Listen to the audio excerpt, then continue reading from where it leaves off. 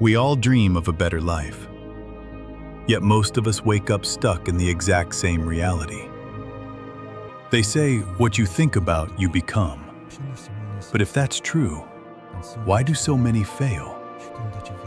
Stay with me, because this story isn't about luck or hard work. It's about one small shift that most people completely miss. Today's story holds a quiet, uncomfortable truth about the one small shift that changes everything. Listen closely. The secret to having it all isn't about what you get.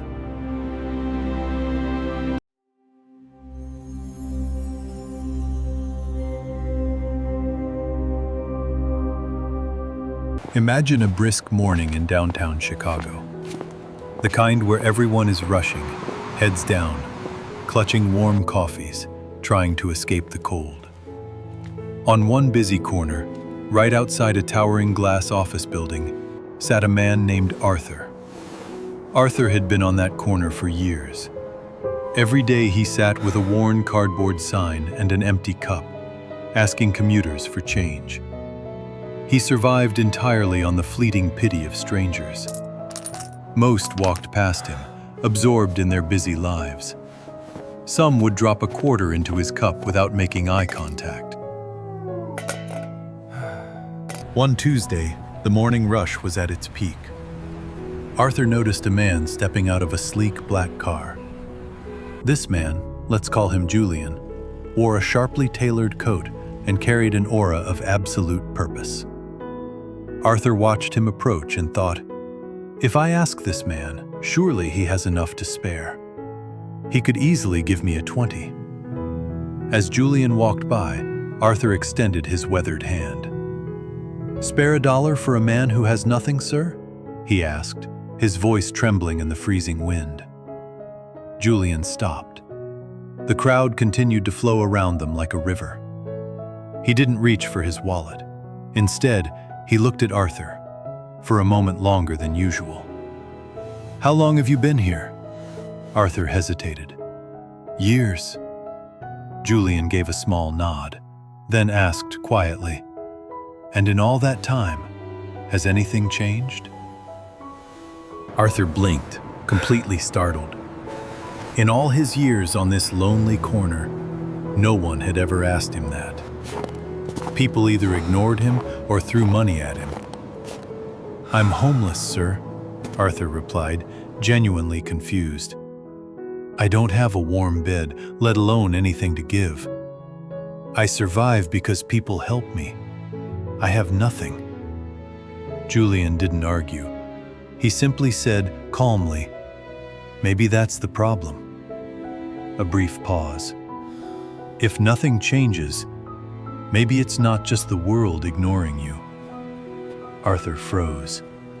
Julian picked up his phone slightly. I'll be back later. And then he walked into the glass building. Arthur sat frozen.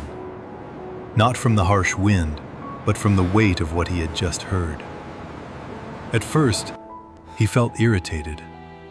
How could a man with everything say something like that to someone with nothing? It felt unfair. But as time passed, that irritation didn't last. It turned into something else, a quiet discomfort that wouldn't go away. That night, Arthur couldn't sleep. The question kept replaying in his head. Has anything changed? He tried to ignore it, but it kept coming back, again and again, until he finally admitted something he had never said out loud. Nothing had changed. Not in years. And maybe he had stopped trying to change anything at all. He looked at his empty hands. What could he possibly give? For 2 days, Arthur didn't ask for a single dime. He just sat there, watching people, watching movement, watching what others ignored. Then he noticed something. Piles of discarded transit maps left behind on subway benches. And suddenly, an old memory came back. When he was a child, his grandfather had taught him origami, the careful folds, the patience, the transformation. The next morning, Arthur didn't hold out an empty cup. Instead, he gathered a stack of discarded maps. With cold but steady hands, he began folding. Paper cranes, small boats, simple shapes. When the rush began, a woman dropped a coin near him. Arthur picked it up, then paused. Instead of keeping it, he handed her a small paper crane. "Thank you," he said softly. The woman stopped, surprised. She looked at the crane, then back at him, and smiled. "It's beautiful," she said. Then she handed him more than just a coin. Days passed, then weeks. Arthur stopped asking for money entirely. He simply created and offered. People didn't just give anymore. They stopped. They looked. They engaged.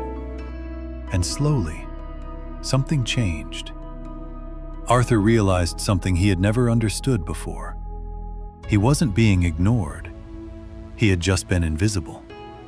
And now, he wasn't. A year later, inside that same glass office building, Julian walked through the lobby. A small artisan fair was being held. And there stood Arthur, behind a table filled with intricate origami creations, well-dressed, calm, present. Julian stopped. "These are remarkable," he said. Arthur smiled. "I think we've met before." Julian looked closer. Realization hit. "You were..." Arthur nodded. "Yes, the man on the corner." A pause. Julian asked quietly, "What changed?" Arthur smiled. "Nothing at first. That was the problem." Another pause. "Then I did." They stood there, not as a rich man and a beggar, but as two men, equal. Because in the end, people don't respond to what you need. They respond to what you offer. And the moment you change that, everything else begins to follow. If this story stayed with you, don't just think about it. Ask yourself one honest question. What are you giving right now? Because the answer to that question might explain everything.